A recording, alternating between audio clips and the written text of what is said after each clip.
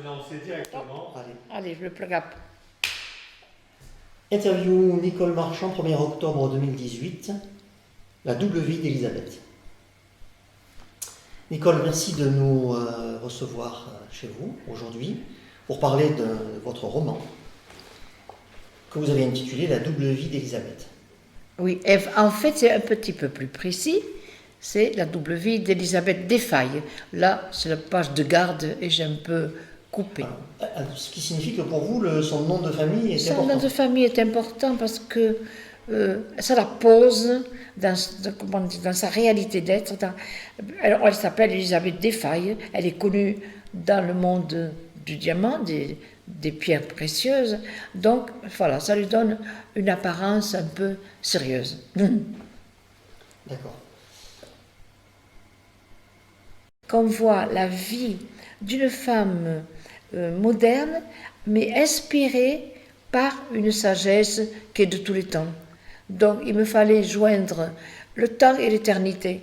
Pour le temps d'aujourd'hui, une femme était le personnage convenable pour l'idée que j'avais en tête. Voilà. Elisabeth, vous savez eu l'Élisabeth dans le passé de l'humanité. Il y a eu la grande Élisabeth d'Angleterre, la première Élisabeth Ier. Et comme je m'intéresse en même temps à Shakespeare, il y a eu peut-être des passages, dans ma pensée, elle était destinée à servir de prétexte à un roman initiatique, au sens le plus large possible. Un roman qui montrerait une femme moderne, aux prises avec la vie de toutes les femmes d'aujourd'hui, et qui, dans son être profond, a une aspiration à une vie tout à fait autre. Bon, vous allez me dire, c'est banal. Mais la vie à laquelle elle aspire, c'est ce qu'elle appelle, à plusieurs reprises, la vraie vie. Et donc, qu'est-ce que c'est que la vraie vie ? Moi-même, évidemment, je suis intéressée par cette notion, étant donné la conscience que j'ai de la fausseté, quelque part, de cette existence. Donc, j'ai voulu qu'elle incarne, si on peut dire, ma propre aspiration, mon propre chemin, qui est d'ailleurs le chemin de beaucoup d'autres que moi-même. Voilà. Parce que je peux dire ce qu'est Elisabeth. Nicole, parle-nous un peu de ce personnage principal qui a donné son nom au roman.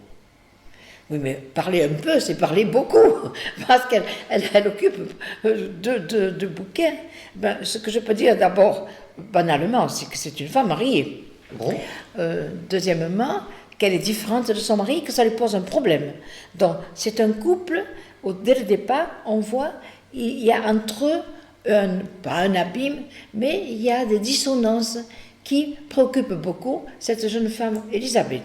Ce que je peux dire aussi, c'est que donc, elle est en position, en état de faiblesse sentimentale. Donc, vous pouvez déjà deviner ce qui va se passer, elle va rencontrer un autre homme. Ça, c'est un premier aspect de cette personne, donc, qui est bien connue de tout le monde. Mais son second aspect, c'est qu'elle porte en elle une aspiration qui, paradoxalement, la ferait basculer d'un côté tout à fait éloigné d'une quête sentimentale. Elle cherche la vie qu'elle appelle la vraie vie, la vie absolue, la vie d'une félicité presque surnaturelle. Elle ne supporte pas la souillure de la vie terrestre. Et cette jeune femme qui a une pareille ambition va paradoxalement tomber dans les bras d'un homme qui lui a aussi la même ambition. Donc ils ont un trait commun. Et il va l'initier à une voie qui est celle du christianisme hermétique. Voilà, ça c'est son problème majeur. Ensuite va se greffer plein d'aventures, car en même temps qu'elle vise à une vie absolue, elle part en quête d'une pierre précieuse qui s'appelle l'émeraude. Oui, bien sûr, oui, mais elle n'a pas que des idées, elle n'a pas qu'une aspiration, elle est charnelle. Donc elle représente un type de caractère, de tempérament, elle est déterminée, elle est expansive, elle est spontanée, qu'a-t-elle encore d'autres comme caractéristique, mais surtout elle est déchirée. Donc c'est ce déchirement qui est le moteur du roman. Donc elle recherche l'harmonie en elle, la réconciliation de ces contraires dont je vous ai parlé. Elle aspire vers le haut, mais elle est encore dans la vie charnelle tirée vers les tentations, comme nous tous. Voilà, donc elle est déchirée et tout le roman va être la quête de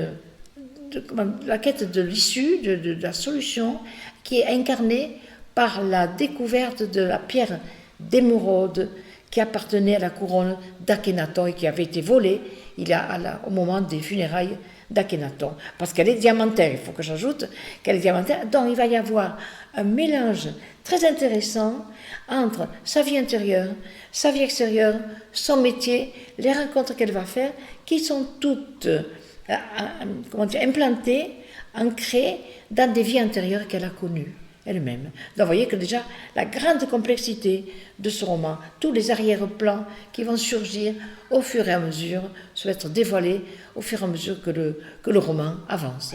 Il y a donc un grand suspense. Il y a un point de départ. Oui. Qui est Genève.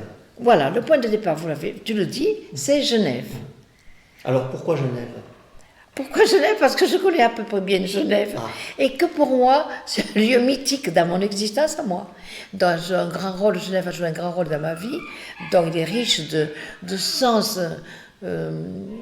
émotionnel. Voilà. Donc je voulais un départ émotionnel. Et donc ce départ émotionnel, c'est ce qui lui arrive à Genève. À Genève, on la présente d'abord dans son lieu de vie sur les bords du lac, au boulevard 800, là où il y a des beaux immeubles, et donc elle est fortunée, son métier marche bien, son mari est architecte, et donc je commence par bosser ce milieu familial, ou conjugal plutôt, parce qu'ils n'ont pas d'enfants au début du roman. Donc on parle de sa vie de famille et conjugale. Et c'est à Genève. Donc, mais je crois qu'ils ont un enfant adoptif. Ils vont adopter par ensuite un enfant qui sera un hindou, parce qu'elle est beaucoup en relation avec l'Inde, d'où elle fait venir des pierres précieuses. Et donc elle va rencontrer là-bas un petit garçon perdu en quelque sorte. Ils vont l'adopter et lui-même va rentrer dans le négoce des pierres précieuses. Donc là j'ai fait une enquête évidemment sur ce qu'est le négoce des pierres précieuses. Tant à Genève que... On part de Genève et c'est là que donc va se lier le problème conjugal, le problème de la trahison, si on peut dire l'adultère, hein, avec un collègue de son mari, et elle va en même temps avec lui reprendre tout un passé spirituel qu'elle avait déjà bien construit quand elle était toute jeune, dans sa jeunesse, et dont elle parle par ailleurs dans un journal intime qu'elle tenait. Donc on découvre la jeune Élisabeth avant même son mariage, et on voit comment elle s'est mariée, etc. Vous parlez d'événements déclencheurs, il est minime, mais vous savez, petite cause, grands effets. Quand le roman commence, elle va un soir, accompagnée par un collègue de son mari, écouter une conférence sur les anciens joyaux d'Égypte. dont un de ses confrères, qui s'appelle Dargel, parle en particulier d'une pierre d'émeraude qui aurait été dérobée à l'Uréus d'or d'Akhénaton et qui serait toujours, perdue quelque part et on ne sait pas où. Alors, Uréus, vous voulez dire par là le diadème des anciens pharaons? Oui, alors excusez-moi, j'ai employé un mot technique, c'est le diadème des anciens pharaons. Il portait un serpent dessiné, un symbole de la sagesse. Et elle aussi, son aspiration, c'est cette sagesse supérieure qui ennoblirait sa vie et qui l'arracherait à cette médiocrité. Voilà. Et alors, elle se met en tête de poursuivre, de partager la quête, bien d'autres à fond, de cette pierre d'émeraude. C'est fou, c'est un projet insensé et elle le mènera au but. Et ce qui est intéressant, c'est qu'en même temps qu'elle va effectuer cette quête de l'émeraude, elle va poursuivre sa propre quête intérieure.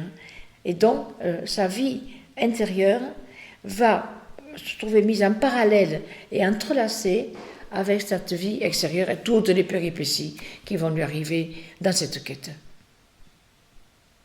Donc, elle part de Genève et elle va connaître un certain nombre de pérégrinations, comme une sorte de périple. C'est un périple.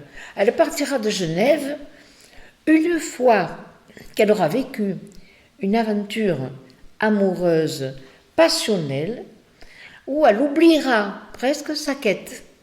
Ce qui symbolise en quelque sorte un retard classique sur le chemin spirituel. Parce que les amours, les passions, les émotions, tout le monde sait très bien que ça ne va pas avec une purification de soi-même, que c'est donc vécu toujours plus ou moins dramatiquement. Et donc elle va être confrontée à sa propre vie intérieure, il faudra qu'elle tranche. Et lorsqu'elle aura vraiment tranché, alors là, elle décidera de partir loin, puisqu'elle va partir en Turquie, rencontrer une espèce d'historien qu'elle a contacté dans cette quête de l'émeraude, qui va en fait être un mage occulte très dangereux pour elle, parce que lui aussi cherche la pierre d'émeraude. Alors, avant